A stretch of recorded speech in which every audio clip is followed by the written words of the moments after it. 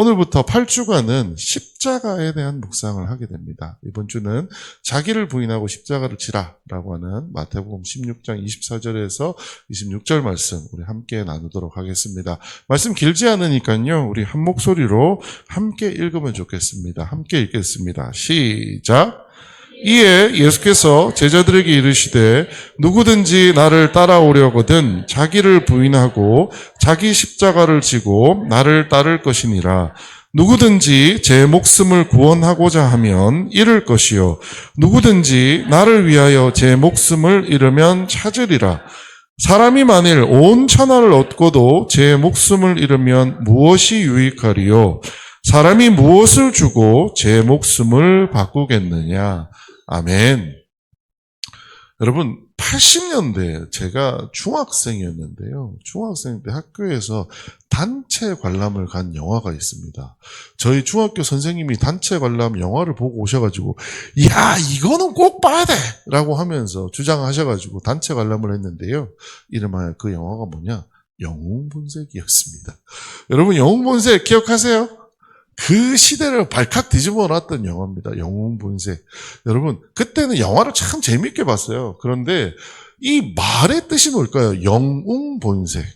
이 제목이 영웅본색입니다. 이게 무슨 얘기냐면 영웅의 진짜 성향, 성격은 이런 겁니다. 라고 다시 재정의하는 영화가 이 영화입니다. 사실 이 영화 전까지 우리에게 잘못 박혀있던 영웅의 이미지가 있습니다. 여러분, 영웅 하면 어떤 사람이 생각나세요? 무슨 장군이나 싸움하고 힘이 있고 이런 사람을 우리는 보통 영웅이라고 불렀습니다. 그래서 막 우리가 알고 있는 삼국지의 장비, 영웅호걸 이런 사람들은 다 보면 막 싸움 잘하고 힘이 있고 싸워서 무조건 이기는 이런 사람들을 영웅이라고 생각했다는 거죠. 그런데 80년대 후반쯤에 나왔던 이 영웅본색이라는 영화에서 이 영웅의 본색을 발칵 뒤집어 놔버렸습니다. 영화들 대부분 보셨을 거라고 저는 생각하는데요. 이 영화가 말하는 영웅의 속성이 뭐였는지 여러분 기억나세요? 이 영화가 말하는 영웅의 속성이 과연 싸움 잘하는 사람이었을까요? 저는 영웅본색의 영화의 마지막을 아직도 기억합니다. 어떻게 되나요? 주인공이 죽습니다. 그게 영웅본색입니다. 우리가 원래 이렇게 알고 있었던 영웅은 어떤 사람이었는데요? 싸워서 이기는 사람이었어요. 힘이 있는 사람이었어요. 그런데 이 영화는 영웅은 사실 그런 게 아니고요. 진짜 영웅은 이러한 성격을 가지고 있는 거예요. 라고 우리를 뒤집어 놓고 우리를 열광하게 했던 게 뭐냐면 바로 의리를 가지는 사람이 영웅이라고 얘기한 것입니다. 사실 이 전까지만 해도 남자들의 의리 이렇게 얘기하는 그냥 소수의 의리를 얘기했다면 이 영웅본색이라는 영화가 세상에 탁 나오고 나서부터는 요즘 그 김보성 씨인가요? 의리 하시는 분이 나온 것도 사실 이 영화 이후니까 가능했던 얘기지 그 전까지는 의리라고 하는 말이 그렇게 무슨 영웅의 본색이라고 할 정도로 중요한 일들은 아니었습니다. 여러분, 우리 지금 와서 생각해 보니까 어떤가요? 실제 우리가 영웅이라고 할 만한 사람의 본래 색인 폭력과 힘이 맞을까요? 아니면 의리와 신념이 맞을까요? 이제 우리가 모든 걸 다 알고 있습니다. 과거에 우리는 폭력과 힘을 영웅이라고 뜻했었고요. 그 영웅 본색이라는 영화 이후에는 그 영웅의 본색은 폭력과 힘이 아니라 의리와 신념이라고 생각하게 되었습니다. 지금 와서 저는 생각할 때 그 영화가 좀 폭력적이고 그 시대를 좀 자극적이게 만들기는 했지만 단 하나 잘했던 것 중에 하나는 진짜 본색을 알려줬다라고 하는 것이 그 영화의 묘미였다라고 생각을 합니다. 영웅의 본색은 폭력과 힘이 아니라 의리와 신념이라는 것을 알려주었다라는 거죠.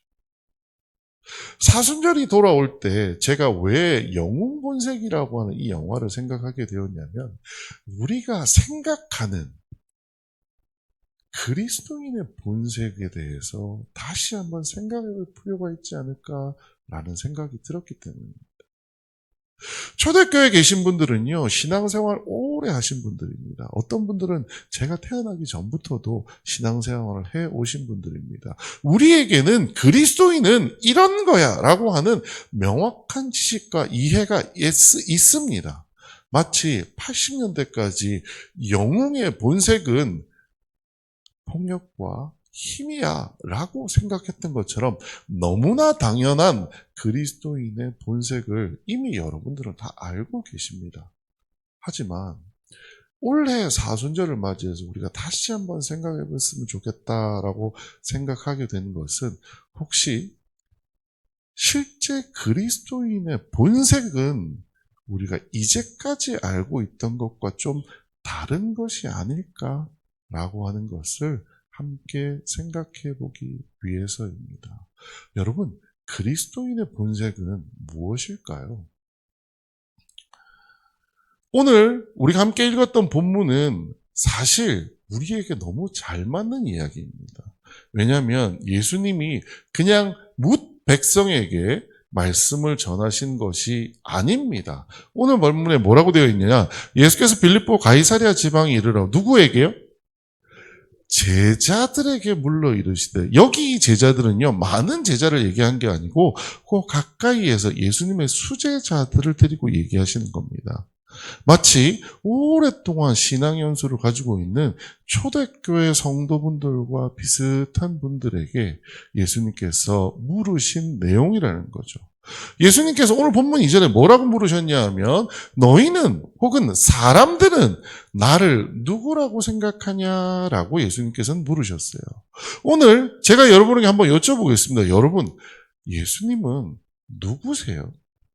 사람들은 여러분에게 예수님을 누구라고 말하던가요?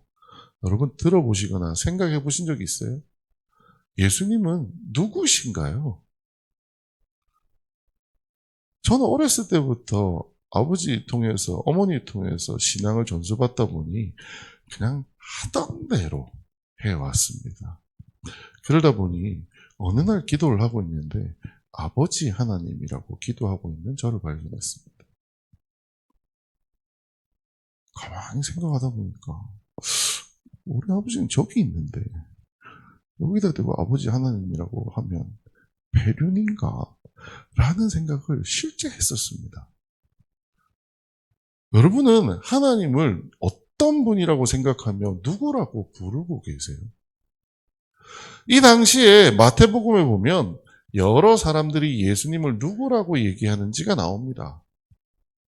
그런데 예수님께서는 딱 한 사람의 대답을 콕 찍어서 얘기하십니다. 누구냐? 베드로가 한 대답이죠. 우리 같이 한번 읽어보겠습니다. 시작. 주는 그리스도시요 살아계신 하느님의 아들이시니이다.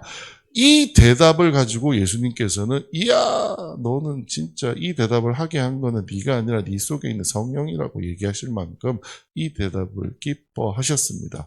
오늘은 이것이 본문이 아니기 때문에 이 말씀을 깊이 있게 말씀을 드리지는 않겠습니다만, 여러분은 어떠세요? 주는 그리스도시고 살아계신 하나님의 아들이라고 하는 것이 우리의 고백인가요?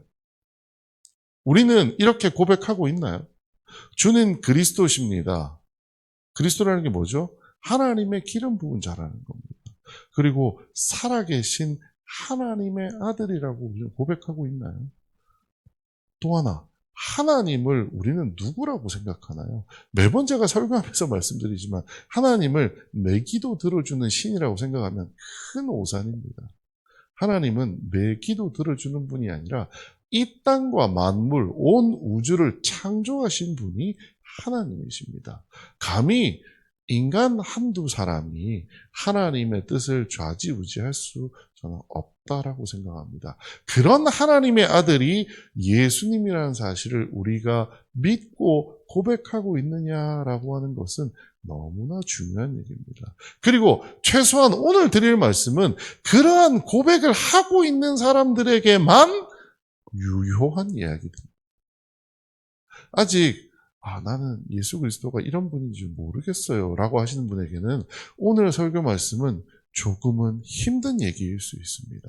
하지만 우리 스스로가 나는 오랫동안 신앙의 연수를 채우며 하나님을 경험하면서 예수님께서 그리스도시고 하나님의 아들이시라고 하는 것을 내 정체성으로 내 온 마음을 통해서 고백을 한다라고 하는 분께는 오늘 이 말씀이 진짜 그리스도인의 본색을 결정하는 것이라는 것을 아실 수 있게 될 겁니다.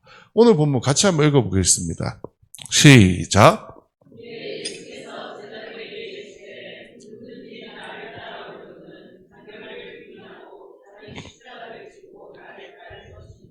아멘.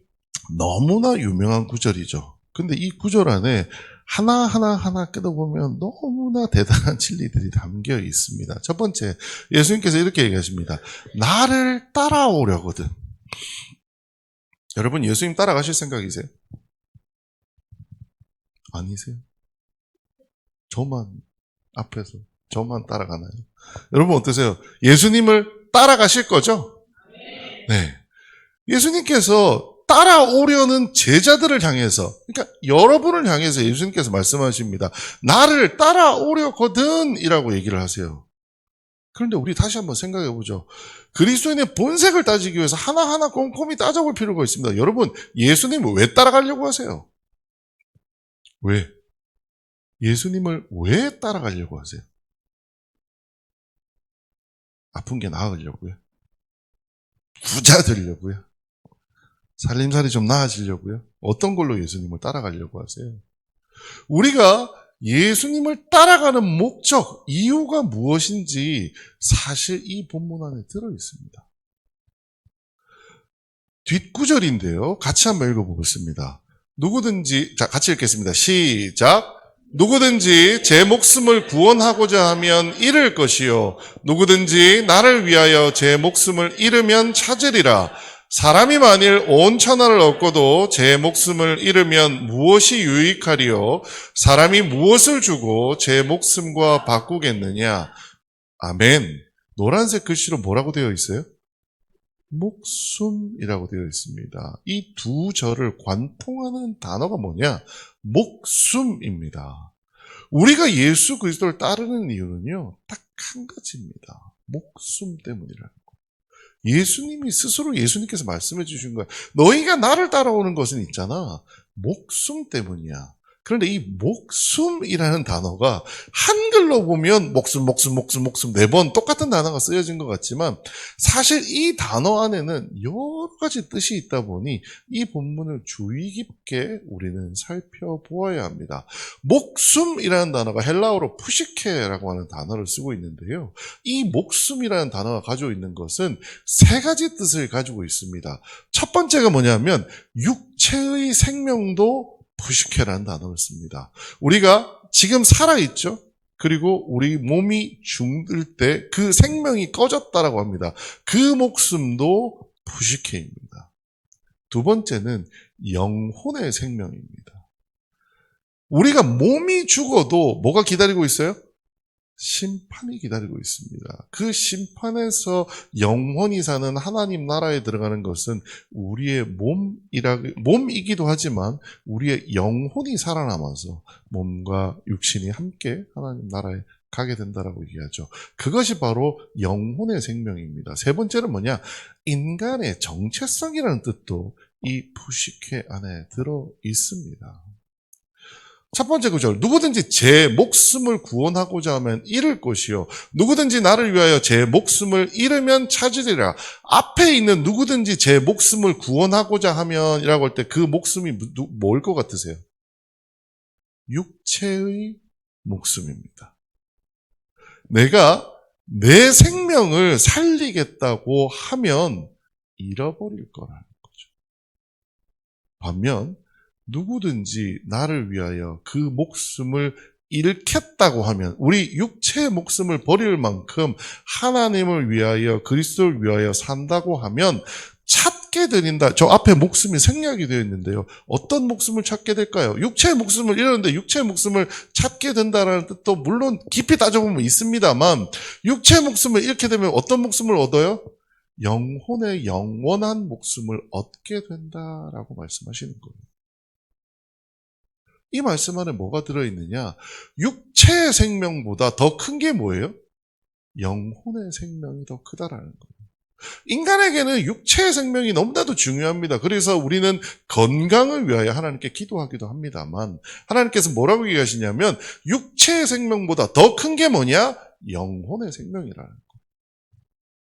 다음 구절에 이렇게 말씀하십니다. 만일 온 천하를 얻고도 제 목숨을 잃으면 무엇이 유익하리요? 사람이 무엇을 주고 제 목숨과 바꾸겠느냐? 온 천하를 얻는 게 뭔가요? 우리 인간의 정체성이 기대하는 겁니다. 우리가 기대하는 삶을 살기 위하여 하다 보니 뒤에 목숨을 잃는다. 뭐예요? 육체의 목숨을 잃게 된다. 혹은 영혼의 목숨을 잃게 되면 뭐가 낫겠냐는 거예요. 여러분 사고 싶은 건물이 하나 있었습니다. 그 건물을 사기 위해서 막 했는데 어느 날 건물을 얻었는데 그날 밤에 하나님 데려가셨어요. 무슨 유익이 있을까요? 그 건물이. 그 말씀하시는 거예요.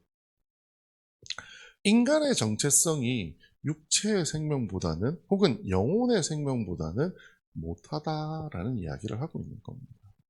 결국 이 말씀을 통하여 예수님께서 나를 따르는 자에게 있어서 나를 따르는 가장 중요한 건 뭐냐? 목숨이다라고 하는 거예요. 근데 그 목숨에 있어서는 세 가지가 있는데요. 인간의 정체성, 육체의 생명, 영혼의 생명 중에 제일 중요한 게 뭐예요? 영혼의 생명이다라는 거예요. 근데 물론 나중에 저희가 다룰 기회가 있으면 나중에 아시게 되겠지만 예수님께서는 영혼의 생명만을 위해서 인간의 정체성이나 육체 생명을 포기하라고 하신 게 아니에요. 나중에 우리가 그 요한계시록을 살펴보면 또 아시게 되겠지만 죽은 자가 예수님께서 오시면 어떻게 돼요? 부활해서 살아난다고 되어 있습니다.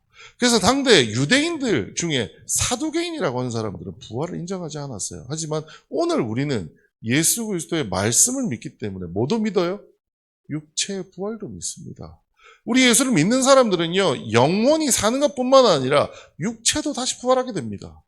또 하나, 우리가 예수 그리스도를 잘 믿고 예수 그리스도를 위해서 살게 되었을 때 모두 얻게 돼요. 이 땅에서 하나님이 우리를 높여주심을 경험하게 된다는 거죠.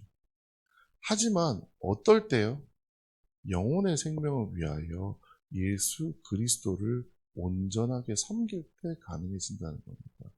그 온전하게 섬기는 것이 무엇인지 이제부터 말씀드리려고 합니다. 우리가 예수를 따르는 목적은 영원한 생명을 위해서 따르는 겁니다. 영원한 생명 뒤에 육체의 생명, 인간의 정체성의 회복도 하나님께서 해주시겠지만 궁극적으로는 영원한 생명을 따르기 위해서, 영원한 생명을 얻기 위해서 예수 그리스도를 따르려고 한다면이라고 오늘 본문을 시작하고 있었던 겁니다.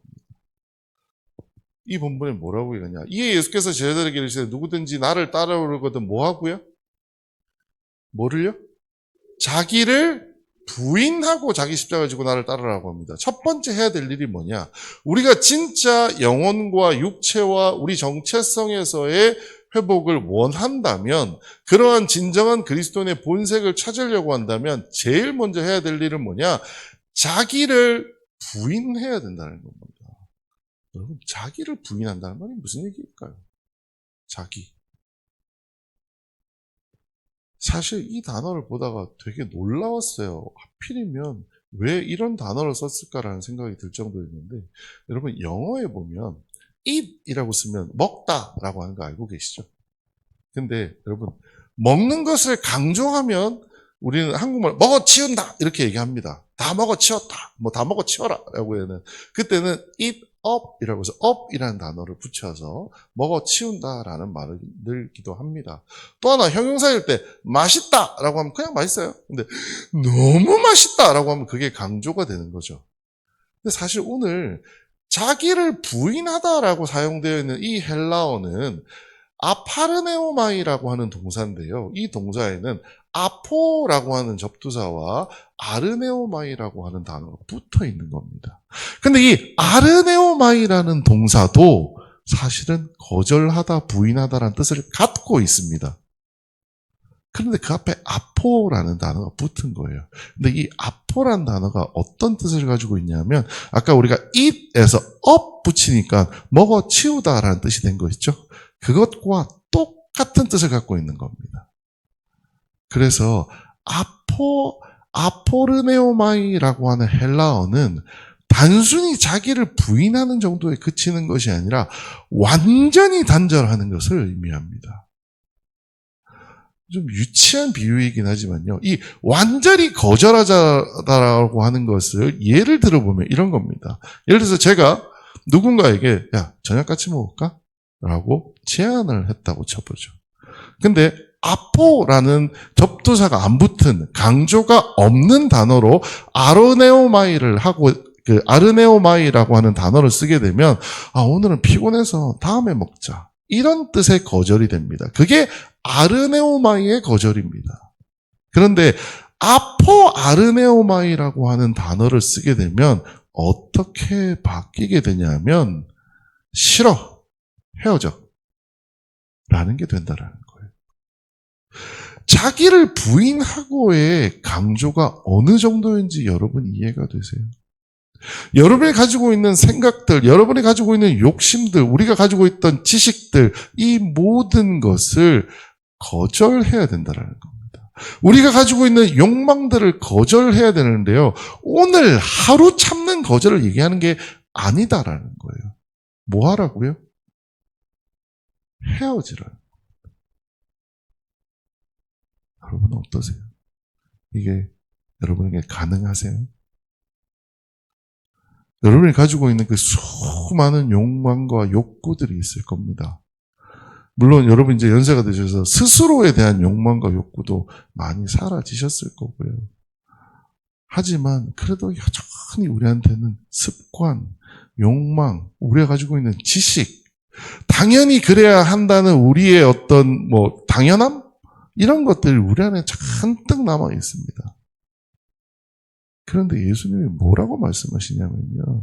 너희가 너희의 목숨을 위하여 나를 따라오려면 제일 먼저 해야 될 일은 뭐냐? 그냥 한 번씩 그것을 참는 것이 아니라 그것을 완벽하게 이별하고서 따라오라는 거예요. 이게 그리스도인의 본색입니다. 근데 우리는 사실 아파르네오마이 하기보다는 아르네오마이 하고 살고 있잖아요. 오늘 하루쯤 참을 수 있어요. 하나님, 이번에는 제가 참아볼게요. 하나님, 그래요. 그러면 이번은 제가 넘어가겠습니다. 하지만 그게 내 안에 아직 남아있나요? 없어졌나요? 여전히 내 안에 남아있습니다. 수많은 것들이 내 안에 남아있습니다.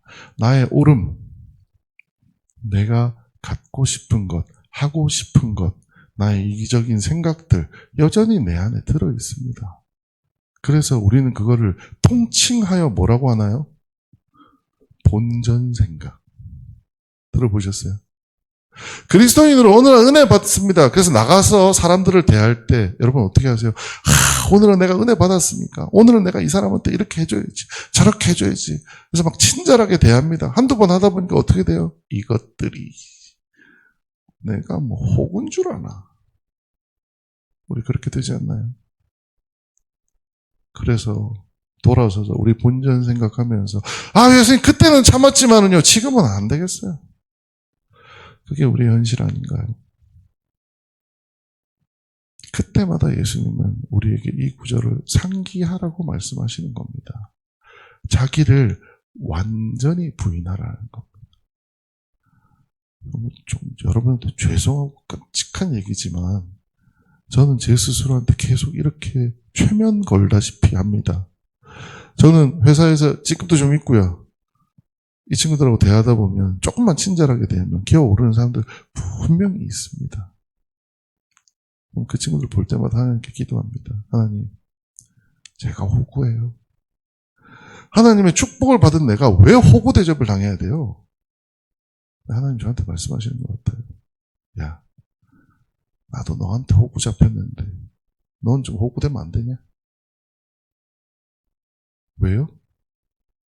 예수님이 저한테 호구 잡히셨잖아요. 우리 예수 믿을 때 뭐라고 하셨어요? 눈물 펑펑 흘리면서 여러분 뭐라고 기도하셨어요? 근데 변했나요? 아무것도 안 변했잖아요. 예수님도 우리에게 호구 잡히셨는데 네가 네 주변 사람한테 그거 조금 호구 잡히는 게 뭐 그리 대단한 일이라고. 예수님 저한테 그렇게 말씀하시는 것 같아요. 여러분, 우리가 예수 그리스도를 따르기 위해서 제일 먼저 해야 되는 거는요, 힘들다는 건 너무 잘 알고 있습니다. 그냥 강대상 위에 입 바른 소리처럼 들릴 수도 있습니다만, 성경이 우리한테 말하는 것은 한 번 거절하는 게 아닙니다. 이번에 한 번 참아주는 것이 아닙니다. 이별하라는 거예요. 헤어지라는 거예요. 헤어지기 위해 애쓰라는 거예요. 여러분, 한 번에 안 될 겁니다. 어떤 경우 죽을 때까지도 안 된대요. 하지만 우리가 그런 일을 만날 때마다 예수님이 저에게 말씀하셨던 것처럼 네가 호구되는 게 그렇게 억울하냐? 나는 평생 네 호구로 살았는데. 그렇게 말씀하시는 예수님 앞에서 아 그래요. 저도 모르게 아무 말도 못하겠더라고요. 그렇게 우리는 철저하게 자기를 부인해야 합니다. 자기를 완전히 거절해야지 예수님을 따르는 삶을 살 수 있게 된다는 거죠. 저도 알고 있습니다. 사람이기 때문에 이거 쉬운 일 아닙니다. 하지만 일신우일신 하루하루 조금씩 더 좋아지면 주께서 기뻐하실 거라고 저는 생각합니다. 자, 두 번째, 자기 십자가를 지고 따르라고 이야기하십니다.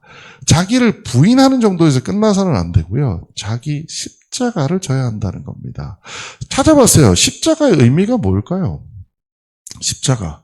우리가 보통 생각하는 것은 고난과 고통을 생각합니다. 제가 호구 잡혔을 때, 이거 어떻게 참아야 되죠? 제가 한번 여러 번 설교하다 그 말씀 드렸는데, 제 머리에 담뱃재를 이렇게 떨더라고요. 당하면서, 하나님, 이거 어떻게 참아야 될까요? 희한하게 하나님은 참아야 될 때는 참을 수 있는 마음을 주세요. 네. 그런 고난과 고통을 십자가라고 생각했습니다만, 사실 십자가에는 또 다른 의미가 있더라고요. 뭐냐면 하나님이 주신 사명입니다. 예수님께서 겟세마네 동산에서 십자가 지시라는 것에 대하여 하나님과 기도하셨던 장면을 여러분 한번 상상해 보십시오. 그 장면에서 예수님께서는 하나님 뜻이 아니라면 나 이 십자가 안 지게 해달라고 기도하십니다. 하지만 뭐라고 다시 하세요? 하나님의 뜻이었든 아버지의 뜻이었든 내가 이 십자가를 치겠다라고 얘기를 합니다. 여러분, 우리에게 찾아온 고난과 고통, 어떤 경우 우리 이렇게 생각될 수 있습니다. 하나님 너무하신 거 아니세요? 왜 저한테 이런 고난과 고통을 주세요? 라고 얘기할 때 너무하다는 생각 들 수 있습니다. 하지만 우리가 한 번 더 생각해 봐야 되는 건 이겁니다. 그게 하나님이 나에게 주신 사명이라고 한번 생각해 보죠. 하루 종일 회사에 9시에 출근해서 6시까지 퇴근하는 거, 여러분, 6시 돼서도 퇴근 못하고, 저 막 11시, 12시까지 일했던 기억 나는데요. 여러분, 그게 힘들까요? 아니면, 저녁에 머리에 담뱃재 한번 떨리는 게 힘들까요? 저는 하나님이 주신 사명이 그 순간 그런 고통을 참는 것만으로도 이게 이 하나님이 주신 사명을 감당하는 거라고 생각이 된다면, 이제 와서 저는 생각이 하나님이 얼마든지 참겠습니다라고 저는 기도합니다. 왜요? 누군가는 목숨을 바치며 선교 현장에 뛰어가기도 하거든요. 그런데 우리에게 찾아온 그 고난과 고통이 얼마나 크다고요. 우리가 돈 벌기 위해서 하는 고난과 고통보다 오히려 저 고난과 고통이 훨씬 더 작은 걸 기억합니다. 하지만 그 고난과 고통이 더 크고 위대한 이유가 뭐냐? 하나님이 주신 사명이기 때문입니다. 하나님이 내 이름으로 어떤 일을 하며 받는 핍박은 복이 된다고 말씀하셨던 그 말씀을 우리는 기억할 필요가 있다는 겁니다. 마지막으로 우리에게 고난과 고통을 주는 그 십자가를 지라는 말씀 뒤에 숨겨져 있는 또 하나의 뜻은 명예롭고 영광스럽게 부활할 것이라는 거예요. 제 머리에 죄를 들었던 그 팀장은 결국 저에게 와서 사과를 했고요. 오히려 그 팀의 팀원들이 저에게 너무 존경한다고 해서 다음에 밥 한번 꼭 같이 합시다라고 하면서 아직도 연락 온 사람이 있습니다. 주의 이름으로 핍박을 받는 혹은 주의 이름으로 고난을 받는 또는 주께서 시키신 일을 하는 것을 여러분 주저하거나 두려워하지 마십시오. 그것은 고난과 고통이 될 수 있습니다. 피곤함이 될 수 있습니다. 심지어 차라리 저의 사례처럼 드라마틱해가지고 이런 데 와서 얘기할 거리라도 되면 그거는 뭐 할만하기라도 할 수 있을 겁니다. 하지만 사실 이 십자가라는 의미 안에 숨겨 있는 것 중에 하나는 이런 거 있습니다. 여러분 교회에서 봉사하시는 분을 볼 때마다 제가 고개가 숙여집니다. 여러분 교회에서 봉사하시는 분들 지금 위에서 식사 준비하시는 분들이 있잖아요. 얼마나 힘드실까요?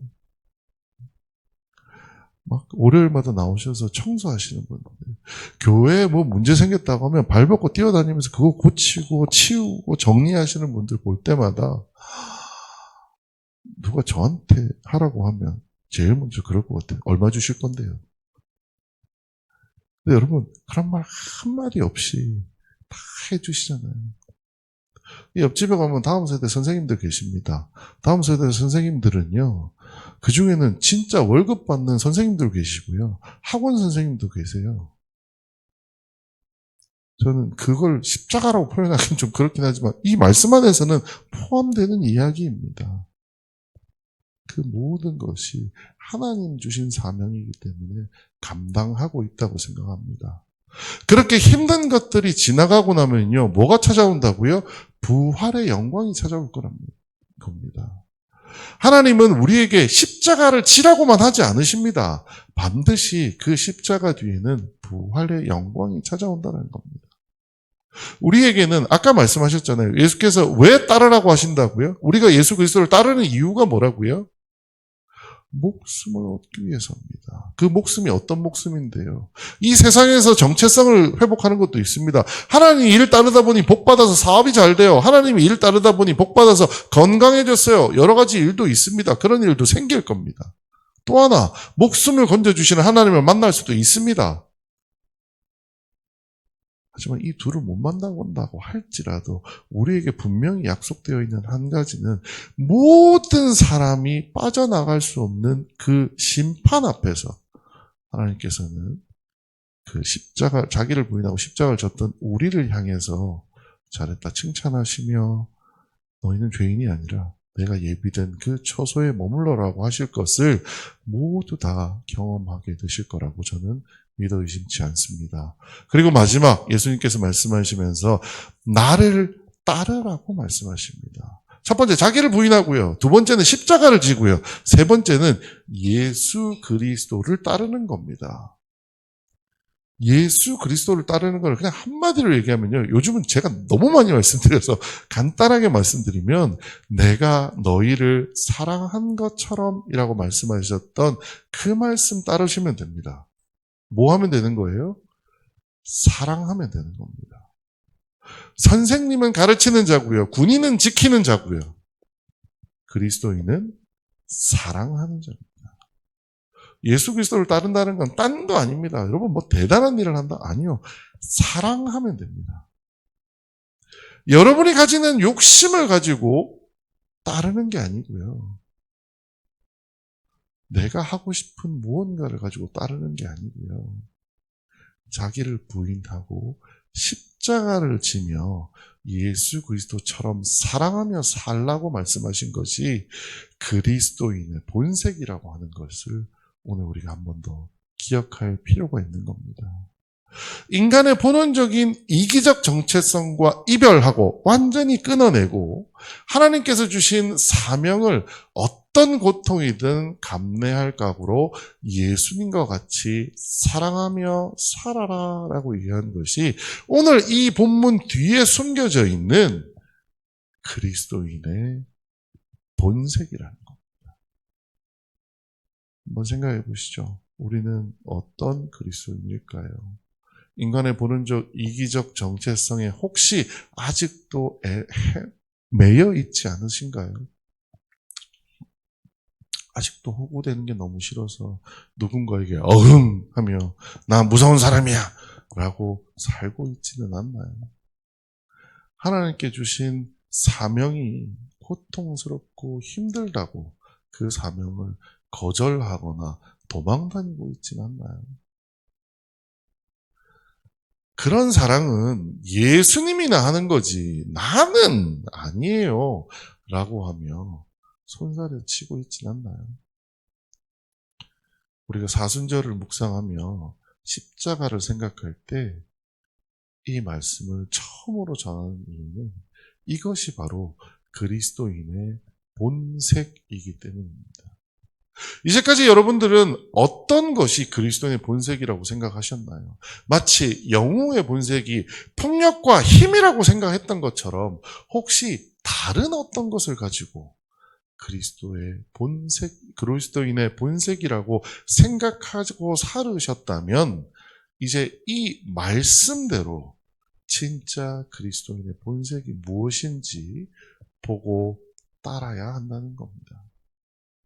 예수를 따르는 것은 영원한 생명을 위해서 이러한 그리스도인의 본색에 맞게끔 우리 삶의 정체성을 변화시키는 것이 예수 그리스도를 따르는 삶입니다. 주일날 교회에 나오는 것이 그리스도인의 본색이 아닙니다. 기도를 많이 하는 것만이 그리스도인의 본색이 아닙니다. 때에 따라 빠짐없이 헌금하는 것이 그리스도인의 본색이 아닙니다. 예수님께서 우리에게 직접 가르쳐 주셨습니다. 그리스도인의 본색은요, 자기를 완전히 부인하고 하나님께서 맡겨주신 사명 그 십자가를 진 채 예수 그리스도를 묵묵히 따라가는 것이 그리스도인의 본질입니다. 여러분 이 말씀 꼭 기억하며 이 사순절 기간 동안에 그리스도인의 본색을 찾아가는 초대교회 성도 여러분이 되시기를 주님의 이름으로 부탁드리겠습니다. 기도하겠습니다. 지금은 우리 구주 예수 그리스도의 은혜와 하나님 아버지의 크신 사랑과 성령님의 감동 감화하심과 충만 역사하심이 오늘 머리 숙여 자기를 완전히 부인하고 십자가를 지고 예수를 따르기로 다짐하는 초대교회 모든 성도들과 이 땅의 모든 하나님의 백성 머리 위에 영원토록 함께 있을지어다.